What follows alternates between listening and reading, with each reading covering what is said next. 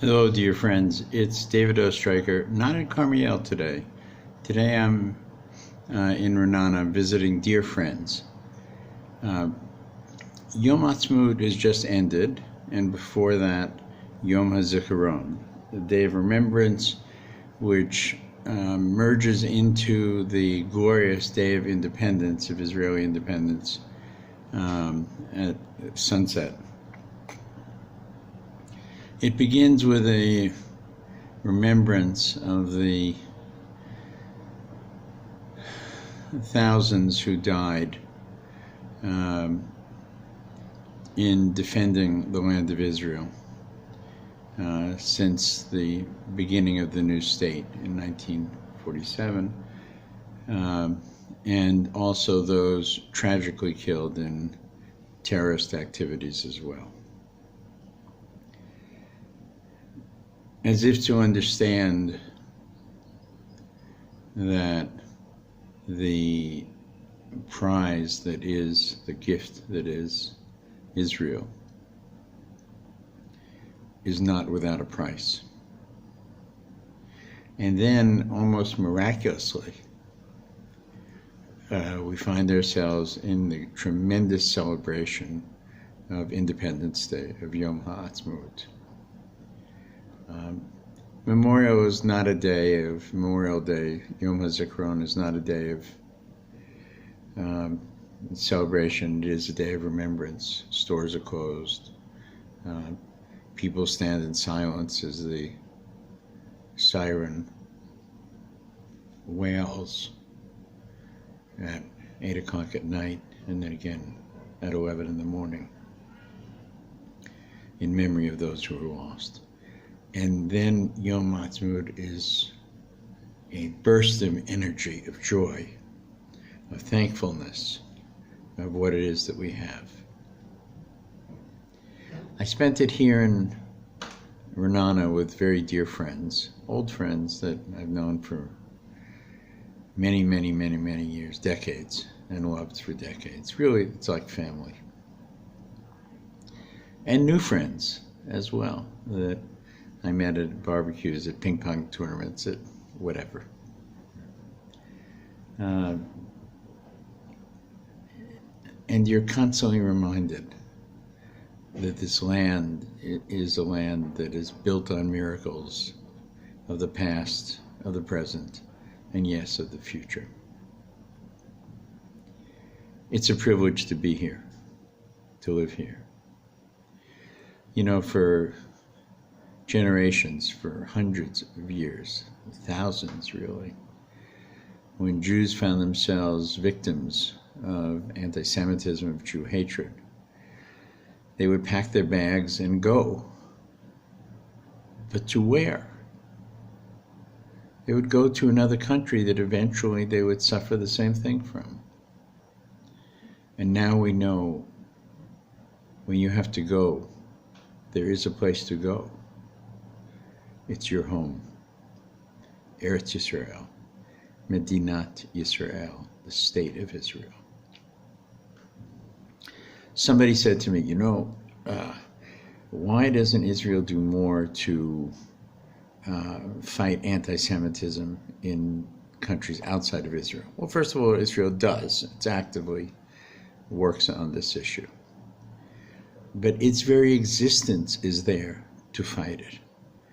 That is to say, at the end, there's a place where you will be defended if you come to the land. It's a new world, you know, for Jews. The difference between the 1930s and 2020s, right, may very well be the very existence of our own powerful, strong, determined nation. The Jewish nation, which brings me to the Parsha of EMOR. We've been moving along week after week after week, learning about the building of the temple, learning about the sanctification of the elements of the temple, then of the priestly class itself, And now we come to Parsha EMOR, which is really dedicated to the priests themselves. Now, by the way, Parsha EMOR ends strangely with a story about the blasphemer. Up until that point, it's mostly about the priests, the Kohanim, and the holidays themselves, how to celebrate the holidays themselves. There's a list of them, very important list in Parsha EMOR, which we'll save for another week. And then it comes to the blasphemer, as if to say, all of these things that we've learned up to now are policies and their laws and their positions, but here it is in action. And I want to talk about these policies and laws, and it's very important, because one of the positions we have is that when you have an issue, you will go to the priest of your time, meaning the judge, the teacher of your time, the leader of your time, and ask him for a solution. And you will listen to his response and follow it. We say this knowing that the leader of our time will not be at the level of Moses or David or Aaron HaKohen, the brother of Moses. What does it mean? It means that even though he is not as great as those who came before, he is part of the current living situation and will understand it even better than they could. And so the Torah tells us, pay attention to that person. Don't look back to what somebody told you previously. And here is my concern. What I see in the land of Israel is a diverse and remarkable Jewish nation, much more shared than opposed. And yet it seems like we're always arguing. We just finished an election. What we have in common is a history. We have a future in common.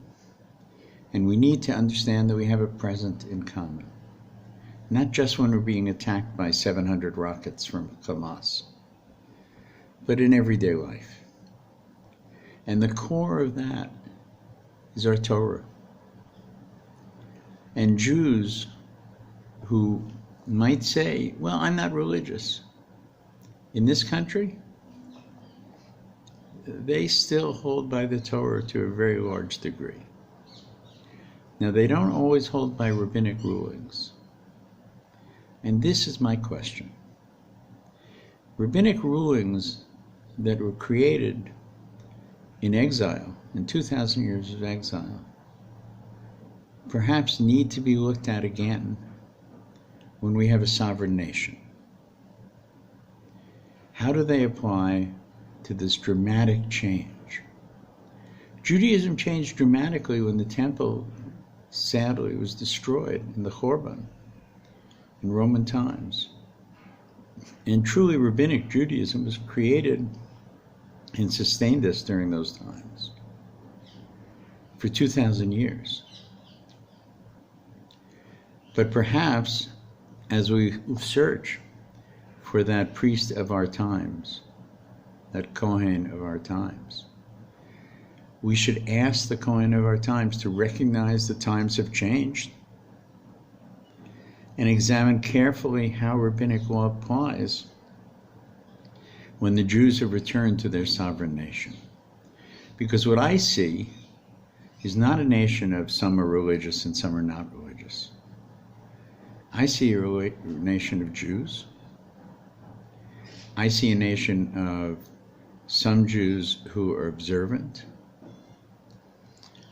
some Jews who are traditional, some Jews who are repulsed, tragically, by observance.